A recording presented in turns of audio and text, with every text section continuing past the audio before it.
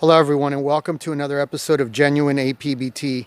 On today's episode, I simply want to talk about the extreme differences between a Stafordshire Bull Terrier, which is what we have here in Brutus, and an American Pit Bull Terrier, which is what this channel is usually about. I know that historically there is a link between the two breeds, and I don't want to get into that right now or even what I believe. But one thing I do know is that right now what we have in the two dogs, they are extremely different. If you have a Stafordshire Bull Terrier like this, the prey drive usually, I'm not saying that there's not high prey drive Stafordshire Bull Terriers. Brutus, come here.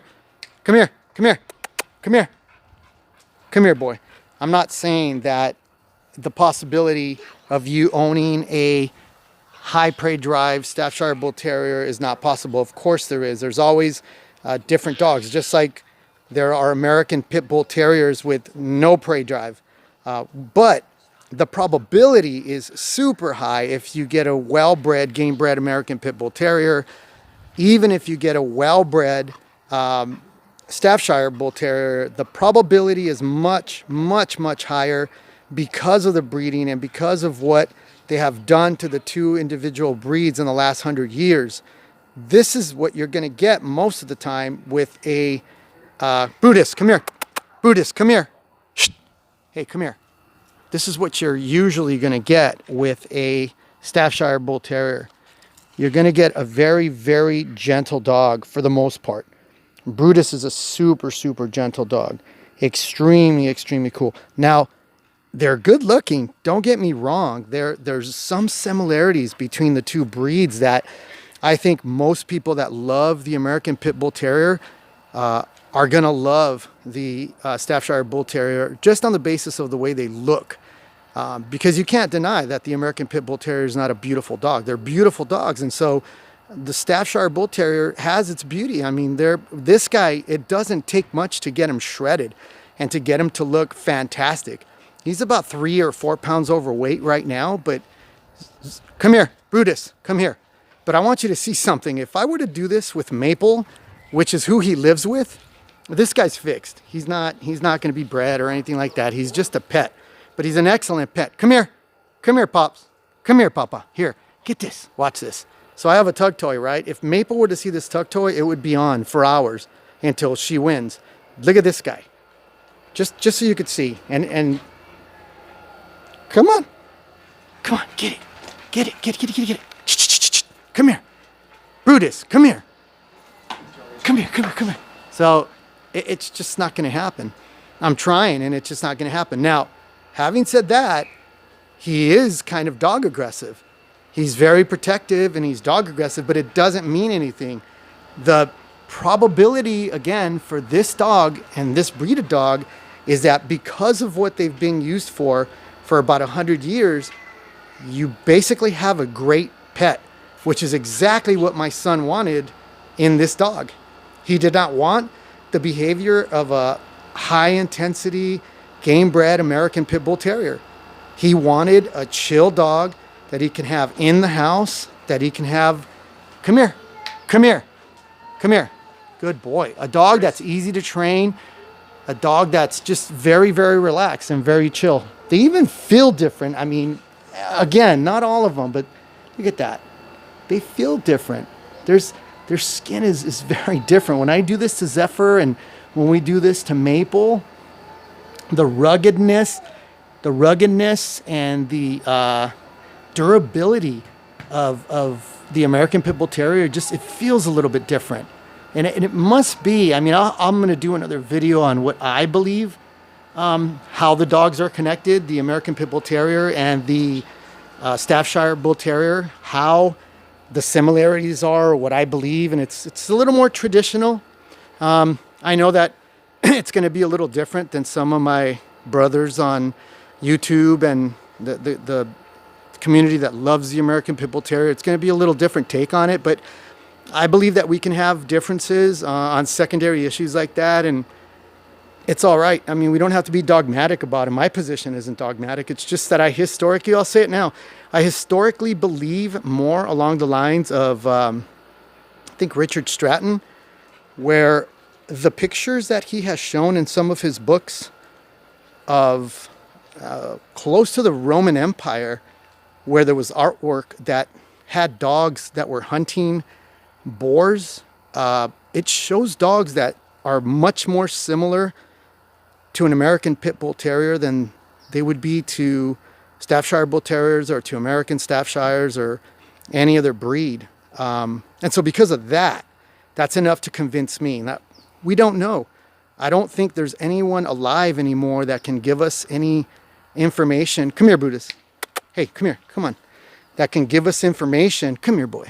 Come on. That can give us information that would be able to absolutely be conclusive on, did the American Pit Bull Terrier come from breeding the Staffordshire Bull Terrier and Bull Terriers, or did the Pit Bull exist in a more pure sense for several hundred years and maybe over 1,000 years? Come out, no. And then from the Pit Bull came the Staffordshire Bull Terrier, and that it was used for show dogs and really purely aesthetics and conformation and stuff like that, when the AKC refused to call it Pit Bull and they started naming them Staffies, all that stuff. I just tend to lean that way a little more. Maybe I'm just a little biased, and I love thinking that the American Pit Bull Terrier is the father to all of these, and these are just a sub breed to the American Pit Bull Terrier. Maybe because I love the American Pit Bull Terrier so much. Not that I don't like these. I love these dogs. I love staring and playing with Brutus. We totally love this dog. And he's awesome with the kids. And he's just a good boy. But there's just, they're different dogs, man. They just are different dogs. If I had Maple out here or Zephyr out here for any period of time, I mean, it doesn't take long for either of those two or any APBT that I've had to just instantly, I mean, see a bird, a lizard, anything, even a leaf falling from a tree can just, boom, set him off. And it's part of that beautiful prey dive that we love in our dogs, and the intensity to work, all that stuff. Brutus is a laid back dog, you know, but that's okay, because that's what he's supposed to be.